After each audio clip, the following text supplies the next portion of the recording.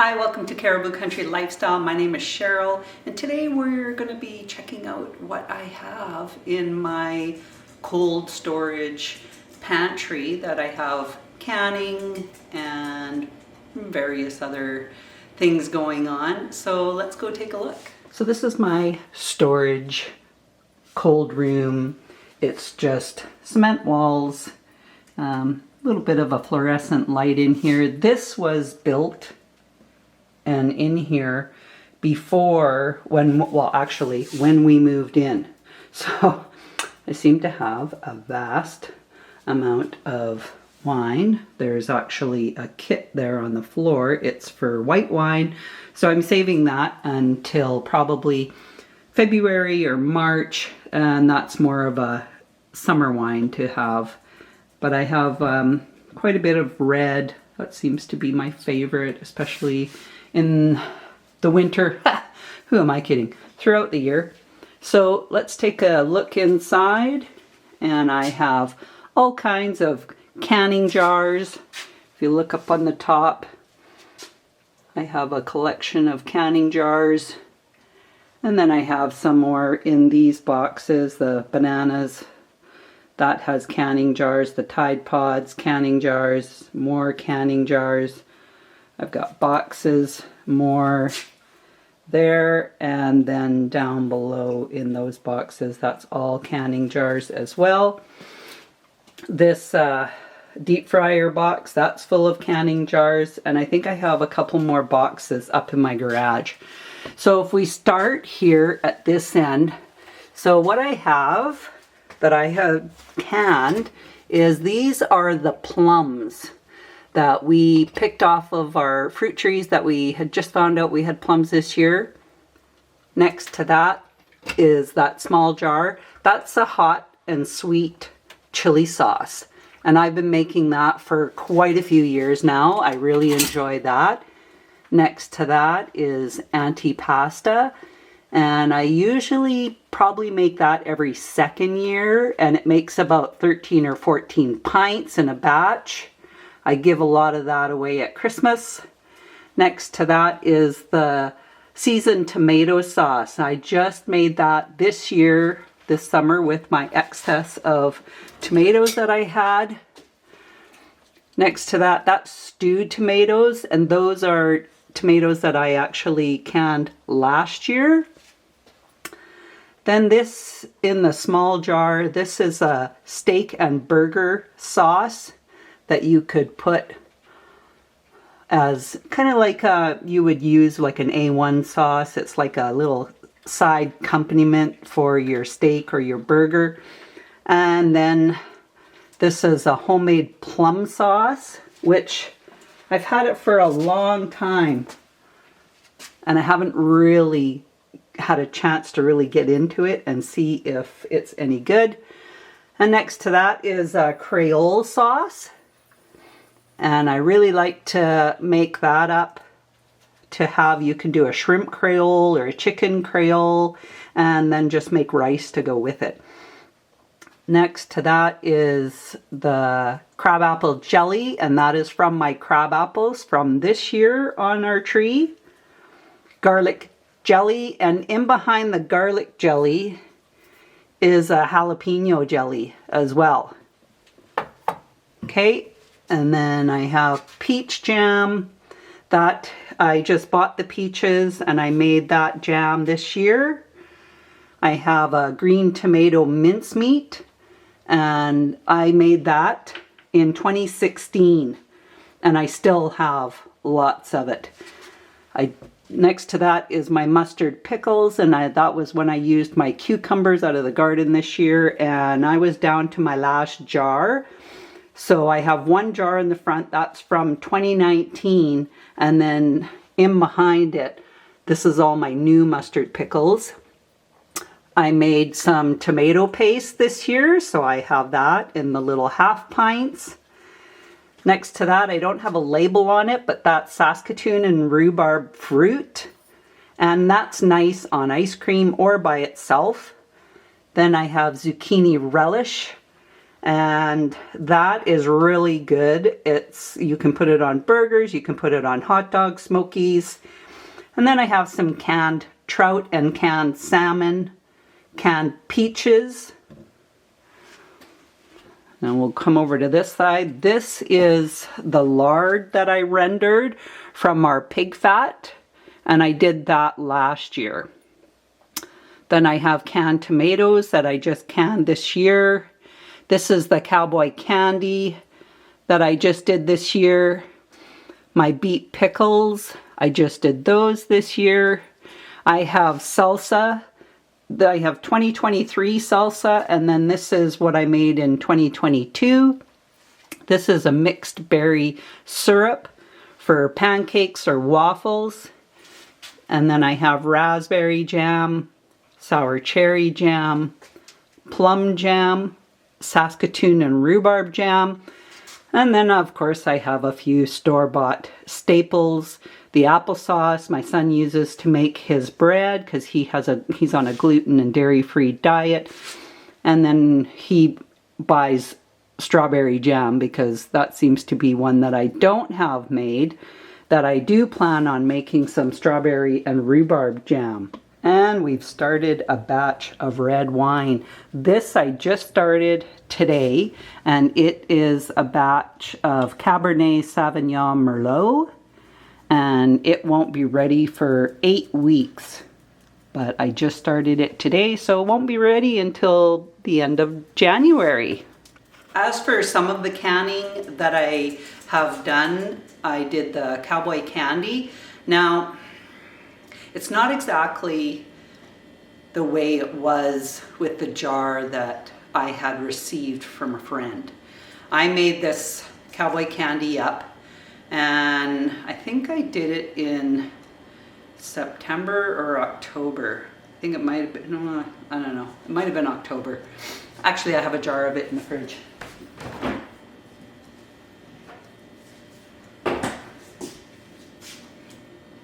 I made it in October, and it's good, but it is smoking hot.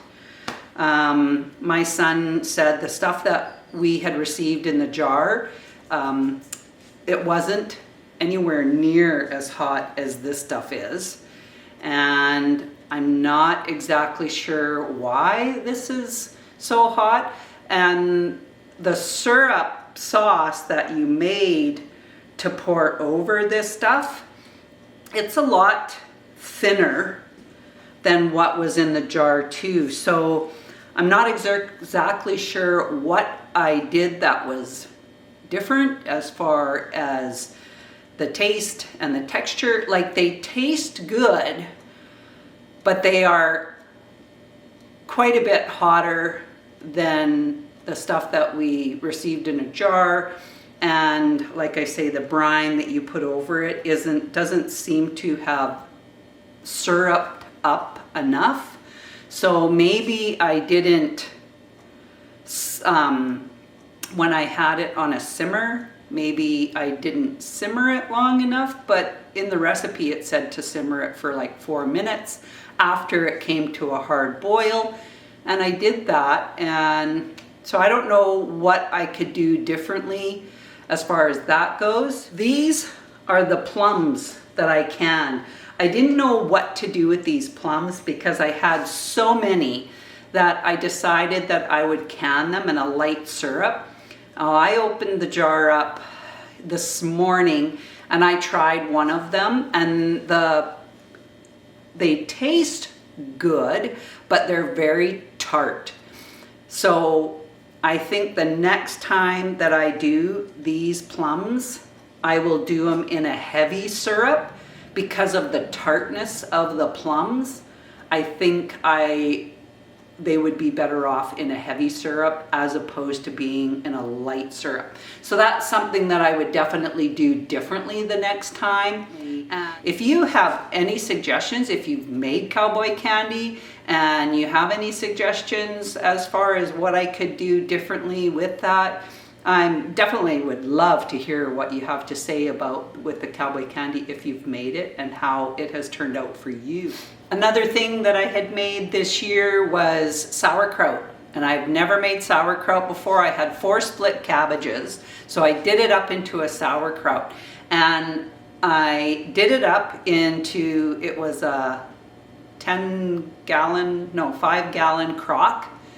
And then once I had submerged it under the plate, it said to check it after a couple of days. And if the plate that I had on top of the sauerkraut was not submerged in a liquid, to add a cup of salted water. So that's what I did. I added a cup of salted water over the sauerkraut, and then put the plate back on, put the jar of water that I was using as a weight back on top of it, and I let that ferment for probably about a month.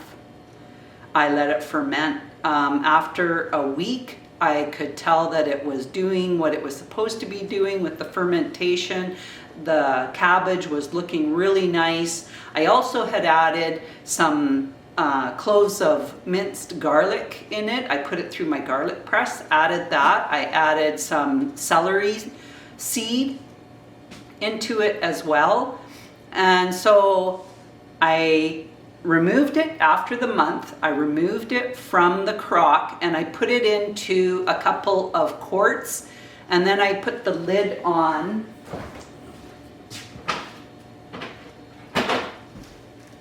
So I got 2 quarts of the sauerkraut, and this one was full as well, but I've been eating it every morning.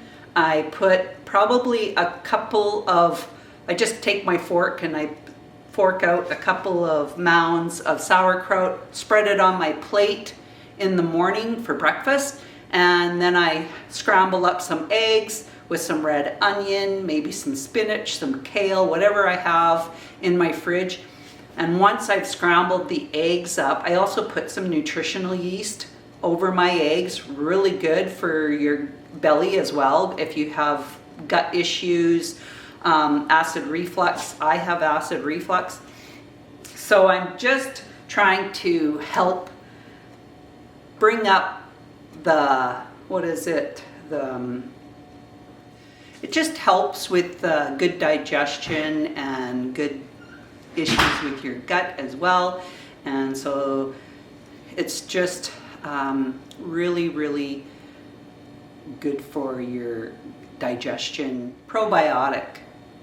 That's what I'm trying to think of. A good probiotic.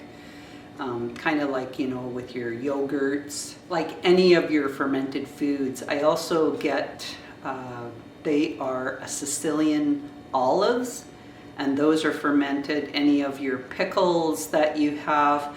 I would like to ferment some beets with that same idea as what I did with the sauerkraut. I still have beets in my fridge, and I would like to try maybe a jar of beets and ferment that. But the whole reason I have a lot of my canned jams and vegetables and tomatoes is to help alleviate the costs of what groceries are nowadays. That's why I made the tomato sauce, is because it saves for me having to buy it. That's why I made the tomato paste, because I have an excess of tomatoes, and that saves another thing from me having to buy it in the grocery store. Today I'm actually making a focaccia bread, and because we're having family over, and Jamie's mom is coming over, and so we're doing a shepherd's pie. And this is meat that we have gotten. My son, he got an elk, so he gave us some ground elk, he gave us some elk steak and a couple of elk roasts. So super appreciative over that. And then what I do is I brought out a package of ground elk, and then we have our ground pork, and that's from our pigs that we raised this last summer. And so what I do is I mix the ground elk with the ground pork, and I'm making the shepherd's pie. Now, unfortunately, I don't have any potatoes. You probably, if you've seen my last video of the potatoes that I didn't get out of the bags in time, and they went soft, and I gave those potatoes to my chickens, but the chickens didn't like them. They didn't want to have nothing to do with the potatoes. They like cooked potatoes, because when I have leftover mashed cooked potatoes, they eat that up no problem, but they will not eat they will not eat the raw potatoes. I don't know what it is, they don't like them. So another thing that I continue to do throughout the winter is I'm still doing a compost. And so what I have downstairs in the back where I have our kennel is I have a compost container down there, and I'll show you what I've been doing. So here you have it. There's my compost. I do put this bungee cord around it because a lot of times I have Cole down here, my grand fur baby, and I don't want him getting into it, let alone any other animals getting into it either.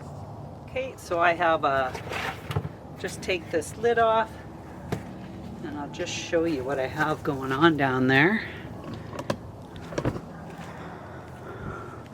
So this is the compost that I have been putting in, and I'm just going to add more to it. So I have a 5-gallon bucket with a bunch of, there's banana peels,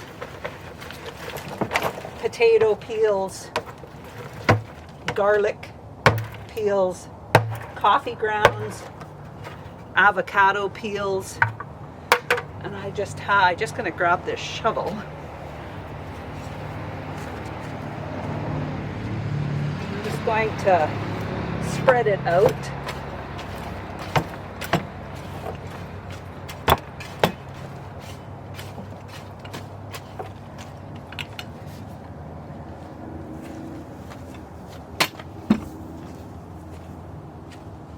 And then I just put the lid back on. So I just have this bucket in my garage by the door, and then I just dump all my peels in there. Today I don't put carrot peels in here. I give that to my chickens. Any of the, I'm making a salad today, probably a Caesar salad, so the ends of the lettuce, that I give to my chickens. So I don't throw everything in my compost because I want to feed that to my chickens. They would need it just as much and benefit from having those vegetable peels. So that's what I usually like to do. This is just coffee grounds, like I say, and potato peels, onion peels, avocado, garlic peels. What else do I put in here? If I sweep my floor, I put the whatever I put in the dustpan, I put that into the compost. Dog hair, I put that. If I've brushed out coal, I'll put dog hair into there. If I cut my husband's hair, I'll put his hair into here. It all decomposes. You don't have to worry about, oh my gosh, who wants human hair or dog hair in their compost? But it all decomposes. You can put, it's all a living thing that will just decompose in your compost. So that's all I have for you for today. I just wanted to show you some things that I have going on in my cold storage. Not really a root cellar, but it's just a cold storage. What are some things that you have that you like to put and have made and have stored in your cold room? Or maybe you don't exactly have a cold room. I know when I was growing up, my parents just built some shelves underneath the stairs, and that's where they kept all of their canning that they did, and we had quite a bit of canning. So I've come by this quite naturally from when I was growing up and watching my parents canning. I don't do I don't do dill pickles, but I would like to try and do some fermented dills. And I just am a big active on doing fermented foods. Looking into doing some sourdough, but I'm going to be looking at doing a gluten-free sourdough. That way we could all benefit from that, as my son is gluten and dairy free. It would be, I'd like to kind of play around with a gluten sourdough. And again, that sourdough is good for your guts, easy for digestion, and just a good gut flora to help with a good probiotic. I mean, it's just helps. It's having that healthy gut and encouraging that. I would like to be able to not have to take an acid reflux prescription. So these are some ways that I would like to change how I'm doing things and what I'm eating to be able to get off of that acid reflux prescription. So anyways, thanks for joining me. And if you like this video, throw a like in there. If you haven't subscribed, you know what to do. Hit that subscribe button. So thanks for joining me. We'll talk again soon. Bye for now.